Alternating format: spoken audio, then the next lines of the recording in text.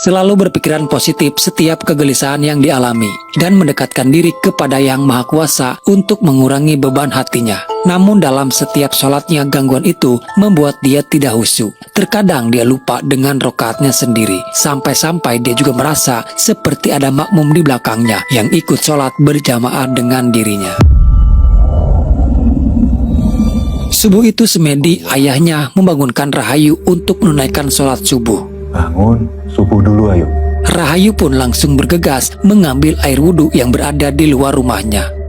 Saat dalam wudhu, sepintas Ayu melihat seperti ada sekelebatan yang melintas. Saat itu Ayu tidak terlalu mempedulikannya, dia pun melanjutkan wudhu. Lalu menunaikan ibadah sholat subuh. Saat dalam menunaikan sholat, terlihat ada seseorang dengan menggunakan tergos sudah ada di dalam rumah mereka. Tak lama kemudian, terdengar ada suara gaduh, diiringi erengan seperti suara orang kesakitan. Takut terjadi sesuatu, Ayu sedikit mempercepat sholatnya. Dia lalu bergegas menghampiri, dan betapa terkejutnya melihat sudah ada dua orang memakai tergos mengarahkan pisau itu ke leher ayahnya. Salah satu dari mereka mencoba untuk menghadang Rahayu. Di depan mata kepalanya sendiri, Ayu melihat kengerian terjadi kepada ayahnya. Rahayu sempat terlepas dan melawan. Dia juga menggigit pipi si orang tersebut. Namun Ayu yang hanya seorang wanita tidak bisa menghindari serangan sajam dari mereka. Ayu yang terluka dan kepalanya terbentur sudah tidak bisa lagi untuk melawan. Dia hanya bisa pasrah ketika melihat ayahnya dipenggal hingga kepalanya pun terputus. Pada tahun 1998 terjadi pembantaian kepada para dukun yang dilakukan oleh sekelompok orang tak dikenal dengan berpakaian ninja, dan salah satu korbannya adalah Semedi, ayah Rahayu. 2 tahun setelah kejadian itu, Rahayu bersama Nuning, yaitu ibunya dan adiknya, kembali pulang kampung ke tempat kelahiran Rahayu, yaitu di daerah Jetis, tepatnya di sebuah pasar tradisional.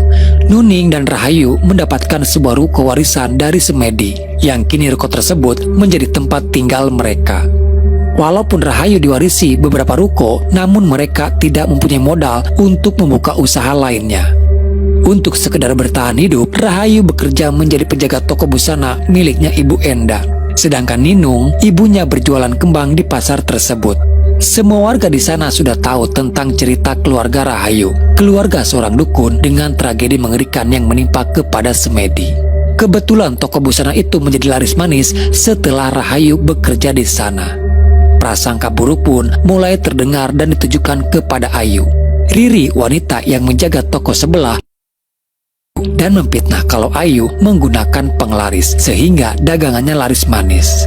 Tapi untunglah Ayu tidak memperdulikan apa yang orang lain katakan kepada dirinya. Tak lama datang Ratman, seorang kuli panggul yang mengantarkan pesanan Ibu Enda. Dari sanalah Ratman mulai ada perasaan suka ketika dia melihat Rahayu. Sesudah Ayu pulang menjaga toko, di rumah ternyata di sana sudah ada tamu, yaitu Pak De Sentot. Kedatangan Pak De hanya ingin memastikan mereka baik-baik saja. Tapi entah kenapa Ayu terlihat tidak terlalu senang dengan kedatangan Pak De menemui mereka. Malah Ayu cenderung lebih mengabaikan keberadaan Pak De. Diketahui kalau Pak De Sentot ini adalah kakak dari ayahnya Nuning. Berhubung ayah Nuning juga sudah tiada, Pak De Sentotlah orang yang kini dituakan. Dia juga menawarkan kepada Nuning dan Rahayu untuk tinggal di rumah Pak De saja. Namun Nuning menolak. Nuning lebih mengikuti keinginan Ayu untuk tinggal di sini karena hanya anak-anaklah yang Nuning miliki sekarang. Walaupun ternyata Rahayu ini sebenarnya bukanlah anak kandung Nuning guys, tapi Nuning sudah menganggap Rahayu seperti anak darah daging dia sendiri. Selain daripada itu, kedatangan Pak De ke sini hanya ingin menyampaikan amanat dari Semedi untuk menjual ruko ini. Niat Pak De baik sebenarnya. Dengan Nuning pindah dari sini, itu karena untuk menghindari prasangka buruk warga sekitar kepada keluarga Nuning. Kalau dilihat di area ruko ini sangat aneh. Seperti ruko-ruko yang sudah lama tak pernah ditempati dan jarang ditemukan ada orang lalu lalang. Tak jauh dari sana, Ayu mendatangi ruko rumah kediaman Mbah Surwo, bermaksud ingin memberikan makanan untuk si Mbah. Namun rumahnya yang terlihat tampak sepi. Besar, Wo. Tak sengaja, Ayu melihat ada sebuah tongkat ular yang tersimpan di lemari. Tongkat itu menarik perhatian Ayu. Dan saat Ayu mencoba untuk melihatnya lebih dekat, seketika Ayu diperlihatkan kepada kejadian di masa lalunya, di mana saat ibu aslinya meninggal dunia. Dan di saat itu Ayu bersembunyi di dalam lemari sembari ia memegang tongkat ular itu. Tak lama Mbak Surwo pun datang. Si Mbak lalu berkata kalau tongkat itu pemberian dari mendiang ayahnya Rahayu. Semedi meminta si Mbah untuk menjaganya karena tongkat itu adalah tongkat yang berbahaya dan juga tongkat keramat. Mbak Surwo mengalihkan pembicaraan. Dia tahu kedatangan Pak Desentot dan tujuannya yang akan menjual ruko peninggalan Semedi. Dari si Mbah, Ayu juga jadi tahu kalau mendiang ayahnya mempunyai rumah lain yang kini rumah tersebut sudah diwakafkan menjadi sebuah musola.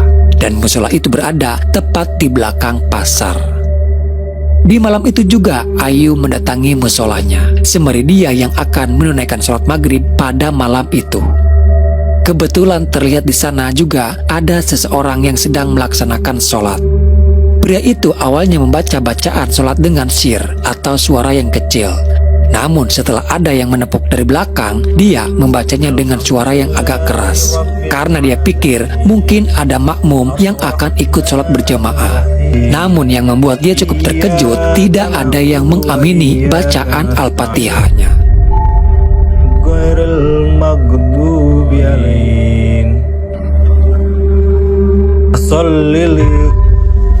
Tak lama kemudian, gangguan mulai terjadi ketika lampu musola yang tiba-tiba padam. Lalu terdengar suara riuh seperti banyak makmum yang ikut sholat berjamaah. Dengan hati dan pikiran yang tidak tenang, dia terus melanjutkan sholatnya sampai dengan selesai.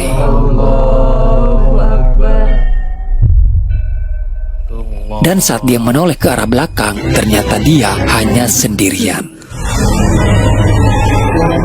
Ayu dikejutkan ketika pria itu berlari terbirit-birit keluar dari musola.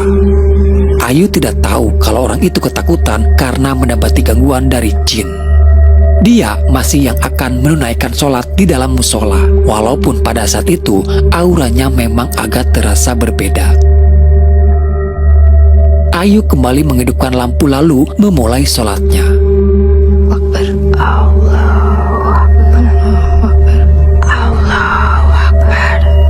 Begitupun itu terjadi kepada Rahayu, di mana terdengar ada suara yang mengikuti ucapan Rahayu. Allahu Akbar.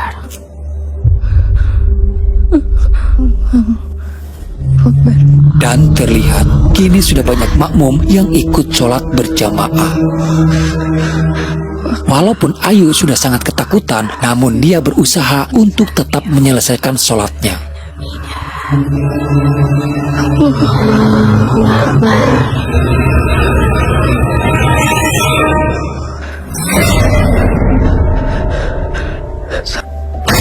Dan tiba-tiba jin yang tadi mengganggu kini menampakkan diri di hadapan Rahayu.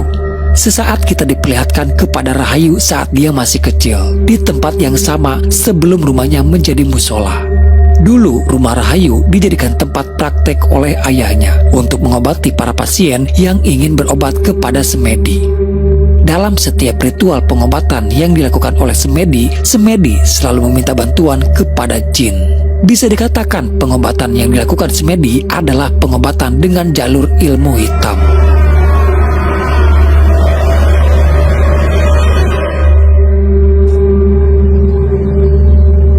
Rahayu sudah tidak tahan lagi dengan ucapan diri yang sudah terlewat batas. Ojo meneng wae koe.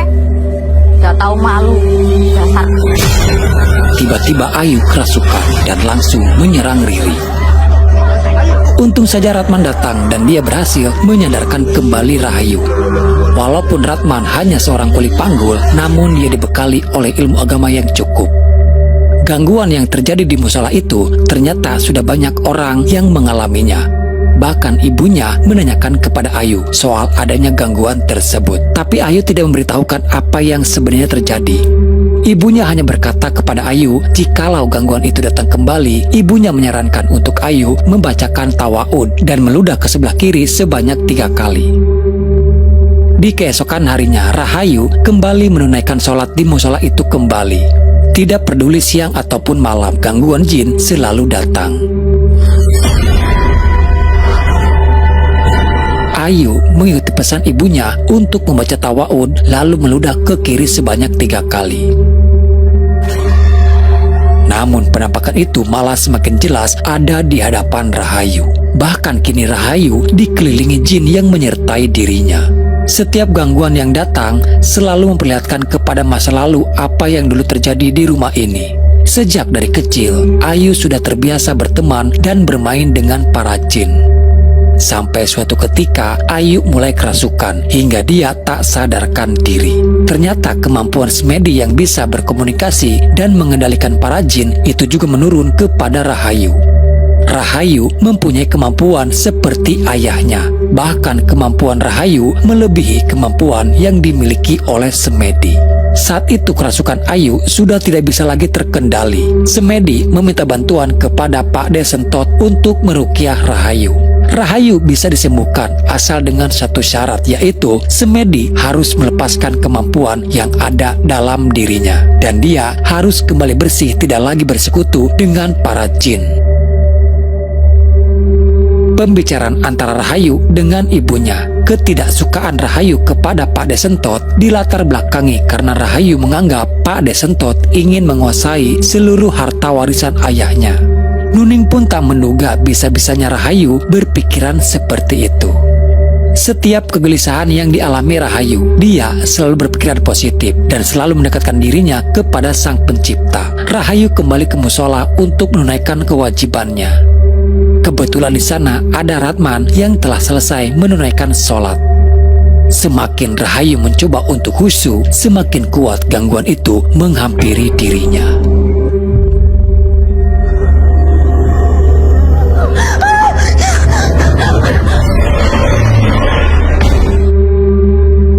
Tapi untunglah lagi-lagi Ratman masih berada di sana dan Ayu tersadar kembali sudah berada di tempatnya Mbah Suro. Si Mbah berkata dengan Ayu membacakan tawa'ud dan meludah 3 kali ke kiri, justru itu menjadi kontra. Di lain sisi, Ayu mengundang para jin untuk datang, sementara dia sendiri juga malah yang mengusir para jin itu. Rahayu tidak menyadari akan kemampuan yang dimiliki oleh dirinya sendiri. Adu mulut terjadi kembali dan kini ibunya Riri yang menuduh Nuning menggunakan ajian penglaris. Keributan terjadi hingga ibu Riri malah menumpahkan dagangan Nuning. Rahayu yang melihat dari kejauhan, di luar kendalinya ada seekor ular dan menyerang kepada ibu Riri. Ibu Riri merasakan sakit luar biasa dan kini terlihat tiba-tiba di kaki ibu Riri mengeluarkan bisul. Hanya sampai di situ saja. Pada malam harinya, ular itu datang kembali menghampiri Ibu Riri. Ular tersebut melilit ke lehernya hingga Ibu Riri pun tewas pada malam itu.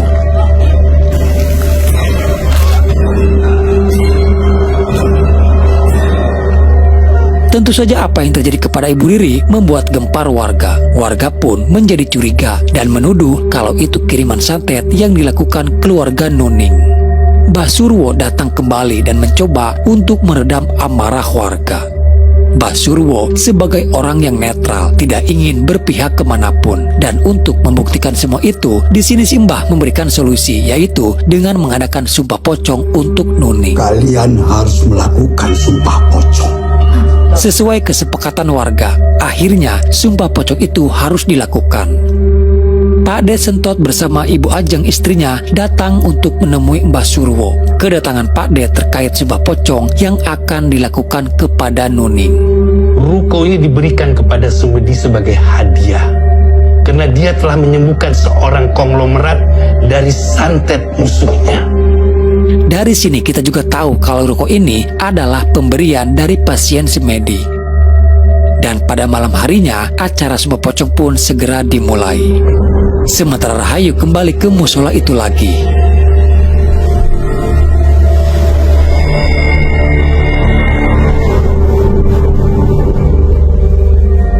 Ikuti kata-kata saya. Allahu Akbar. Saya bersumpah Tidak melakukan santet. tidak melakukan santet.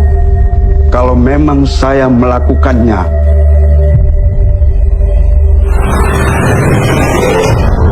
Setelah mengikrarkan sumpahnya, tiba-tiba Nuning seperti dibawa ke alam berbeda. Dia kembali ke rumah semedi terdahulu yang kini menjadi musola.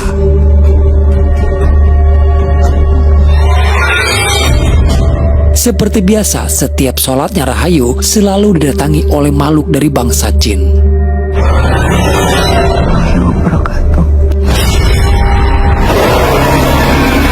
Namun kini, kemampuan yang dimiliki Rahayu mulai terlihat. Rahayu bisa mengendalikan para jin yang ada di sana untuk bersujud kepada dirinya.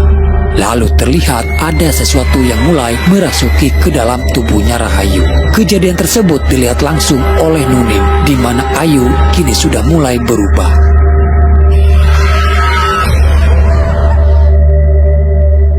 Rahayu masih terpengaruhi oleh omongan Basurwo kalau Pak Desentot ingin menguasai seluruh harta mendiang ayahnya. Nuning cukup bersabar menghadapi tuduhan Rahayu dan sebisa mungkin menjelaskan tujuan Pak Desentot baik karena dengan meninggalkan atau menjual ruko ini mereka bisa menghindari dari gangguan para jin jahat. Nuning juga bercerita kalau dia sebenarnya sudah tahu apa yang dilakukan semedi dengan praktek pengobatannya itu. Harus diakui, memang pengobatan, pesugihan, penglaris yang dilakukan semedi sangat manjur untuk menangani para pasiennya. Namun harus digarisbawahi, pengobatan yang dilakukan semedi melalui jalan kemusyrikan yaitu dibantu oleh para jin. Dan itu tidak gratis, akan ada sesuatu hal yang harus dikorbankan. Saat sumpah pocong itu berlangsung, Nuning diperlihatkan kalau para jin itu memburu dirinya. Ternyata para jin mau membantu semedi karena ada imbalan, yaitu istri semedi yang akan menjadi tumbalnya. Itulah alasan kenapa ibu kandung Rahayu dulu meninggal dengan cara yang aneh. Rahayu lalu bertanya, lantas kenapa Nuning masih selamat sampai dengan sekarang? Nuning menjawab, karena para jin itu tunduk kepada Rahayu. Dan ketika Nuning menyebut kata-kata iblis, tiba-tiba Rahayu berubah, matanya menjadi menghitam.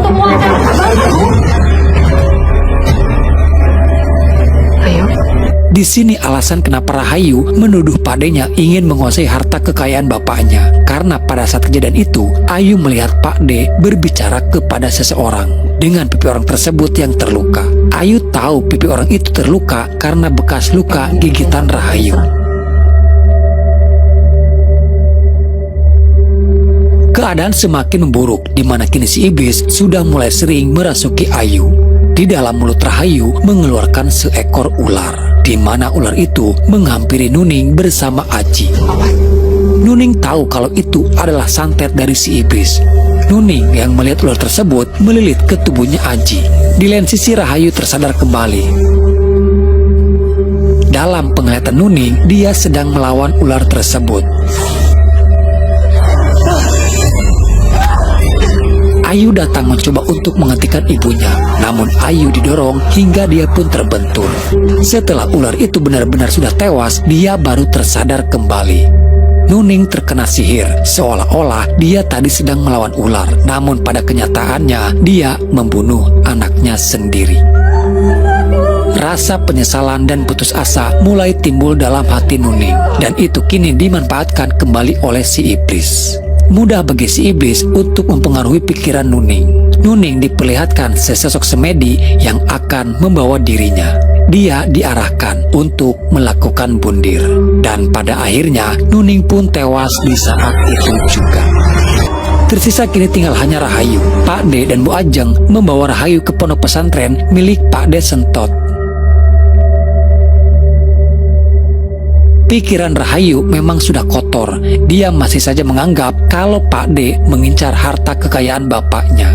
Yang padahal sebenarnya harta kekayaan bapaknya tidak seberapa dengan harta Pak Desentot yang mempunyai segalanya. Pembersihan pun dilakukan untuk meruqyah Rahayu. Dimulai Pak D dengan beberapa santrinya datang kembali ke musola, mencari pemicu apa sebenarnya yang ada di sana. Pak D menemukan adanya sebuah bungkusan yang tersimpan di atas atap musola. Dan ternyata bungkusan itu adalah guna-guna, di mana di sana terlihat ada fotonya Rahayu. Lalu terungkaplah kalau semua ini dilakukan oleh si Mbah Surwo. Kamu tidak pantas mendapat salam dariku. Sudah dapat, Kiai. Pak D juga mengambil kembali tongkat ular itu. pada malam hari bersama para santri yang dipimpin langsung oleh Pak D Sentot untuk melakukan ruqyah kepada Rahayu. Pada saat itu Rahayu melihat ada seseorang dengan luka di pipinya, mengingatkan Rahayu kepada tragedi yang menimpa kepada ayahnya. Rahayu yang diselimuti dendam membuat dia mudah untuk dikendalikan si iblis. Kamu akan dibersihkan dari segala jin dan setan yang menempel dalam dirimu. Apa kamu ikhlas? Saya tidak ikhlas. Dia menolak untuk diruqyah. Puncaknya ketika Pak D menghancurkan tongkat ular.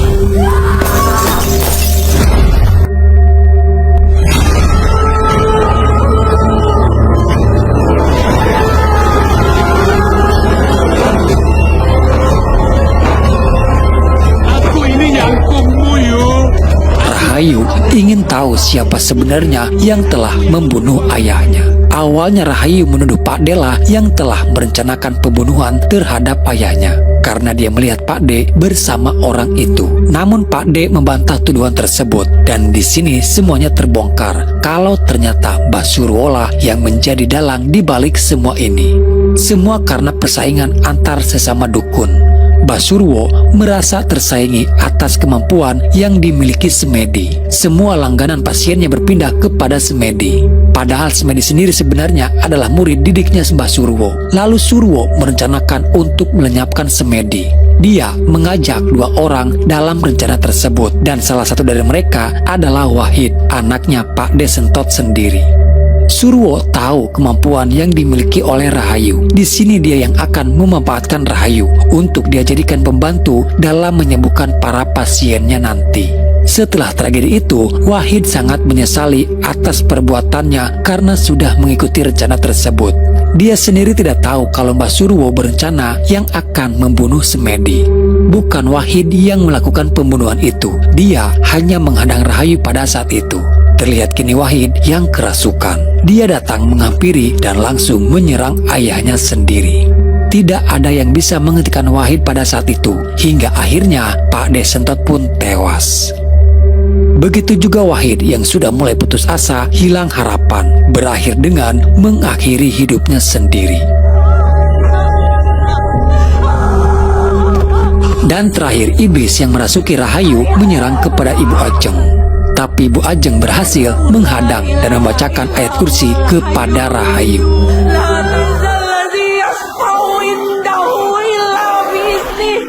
Iblis itu pun keluar dan tak lama Rahayu tersadar kembali.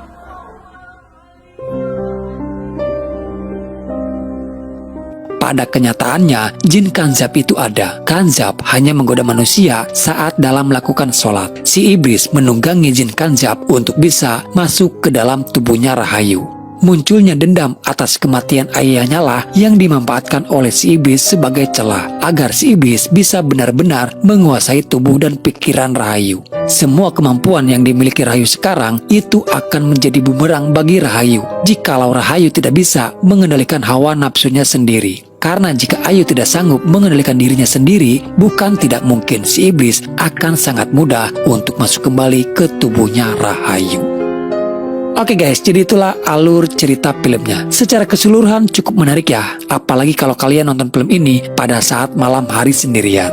Satu pesan yang bisa kita ambil pelajaran dalam film ini, melihat sudut pandang dari mendiang ayahnya yaitu Semedi. Jangan mencuci baju dengan air yang kotor. Niat baik membantu orang lain, namun dengan cara yang salah tidak akan menjadi barokah. Satu hal yang harus gue garis bawahi di sini adalah tempat ibadah tidak seseram yang ditampilkan di dalam film ini guys. Tempat ibadah adalah rumahnya Tuhan kita Allah. Jadi saya kurang begitu setuju guys, tempat ibadah ditampilkan seperti yang ada di film ini. Tempat ibadah harusnya menjadi pelindung bagi umat yang menyembah kepada Tuhannya. Oke, mungkin sampai di sini dulu ya ceritanya. Semoga apa yang ingin ceritakan bisa sedikit menghibur dan menemani kegabutan kalian. Sampai jumpa di video selanjutnya. Salam dari admin dan bye-bye.